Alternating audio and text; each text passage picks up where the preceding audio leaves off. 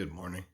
I want to discuss a case involving the Delaware State lacrosse team, in a case where their bus was searched by deputies in South Georgia. Um, it was a fishing expedition. Let's start with that. I keep forgetting the word for it, but basically, when cops do something to give them the legal reason to stop you, to engage you, but that it is for a search. It is so they can run your ID. It is so they can come up there and sniff the car, to see the smell of the presence of alcohol, ETOH or narcotics. It's a reason for them to get closer to you. So in this case, um, these girls, I guess the bus was stopped for an illegal lane change. Um, and I guess the deputies had already been searching vehicles in the area for contraband, and so they searched the bus. Um,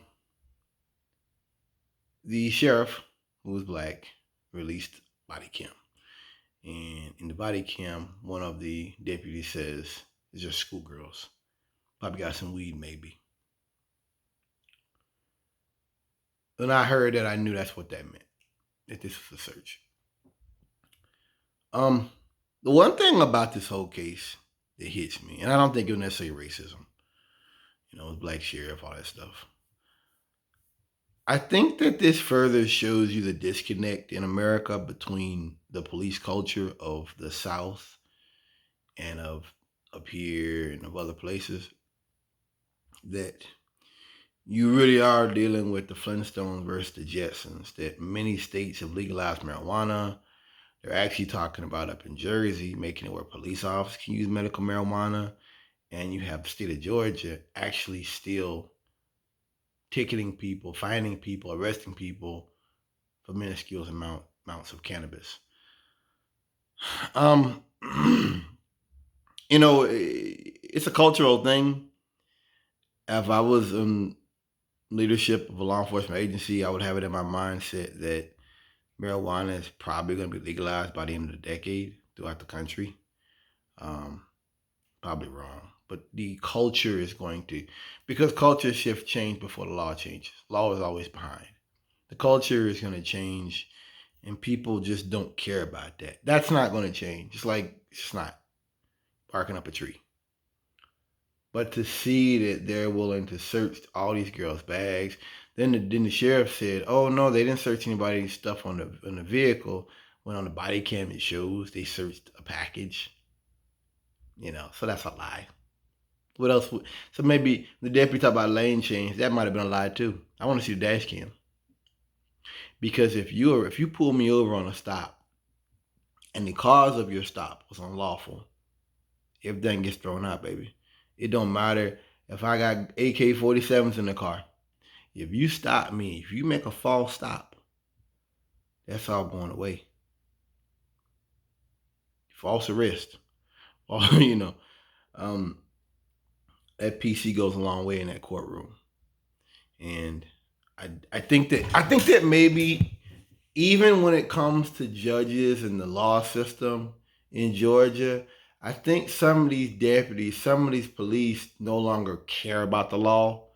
That it's like they're the law unto themselves, and that if the case gets dropped in 3 weeks, they don't really care. They had the chance to sit you in that car and hotbox you for 30 minutes. They had the ability to sit you out there on the curb for 10, 15 minutes in the sun with your hands cuffed and everybody going by looking over at you. I think that we're there now. And that's one of the things I look at this stuff. This it happened here, Civil War stuff. That's one of the things that worry me the most about stuff like this. It isn't that they're gonna have a civil war tomorrow, but that we have this breakdown in values and this breakdown in um, having a conscious understanding that America's moving away from the drug war. America's moving away from these things, and you need to stop this. You need to stop these type of stops that These are kids. You said it yourself. And then they said something like the sheriff said they didn't know who was on the bus. That's a lie. That was on the body cams too, where they said they knew it was college kids. So what else did they lie about? I am not saying because the sheriff in Georgia is black that means that this was not necessarily racially motivated. I'm not saying that, but I do believe this is just, and I've talked. I do believe this was another example of law enforcement behind the times. People say they don't like the cops. This is why. They don't hate the cops because cops enforce the law. It's because cops, in this case, are enforcing um, archaic moral things, like the sodomy statutes, things of that nature. You're enforcing things that people don't care about and don't want enforced, and probably didn't care about 10 years ago. You're no hero. You're a pest. You're a nuisance. And it's not about hating police. It's about get with it. And when you do things like this, you're not a peace officer in my mind. You're kind of at war with the American population, a segment of the American population. And that's not what I understand criminal law to be about. Criminal law isn't about being at war with anybody. It's about helping people, and it's about serving the public, serving your communities. And it's not about enforcing the law so much. It is about creating confidence in these communities, creating confidence in the laws and all that by the way you carry yourself.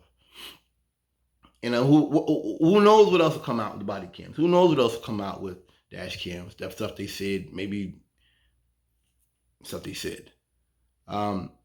It is dangerous out here. We did have an HBCU thing where there were a bunch of bomb threats, I think last year. It should be understood that these are dangerous times, and that searching an entire bus, if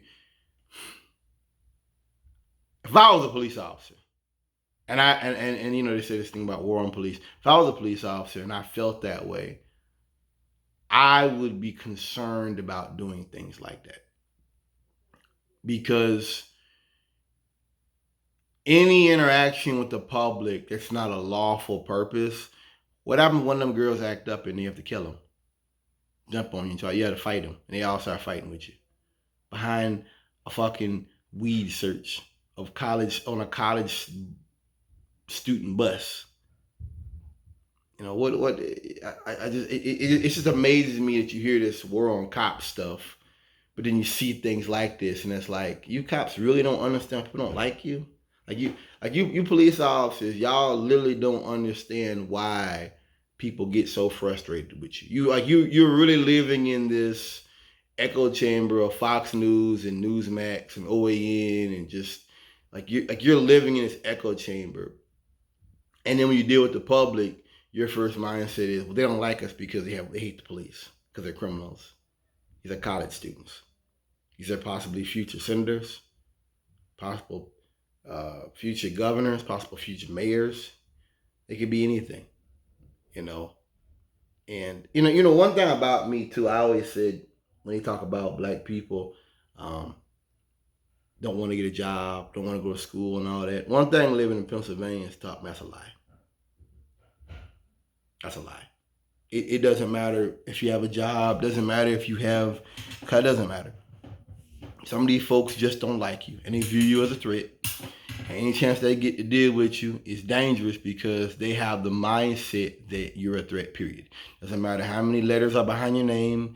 Doesn't matter any of that stuff. Doesn't matter what your bank account looks like. I don't care about that.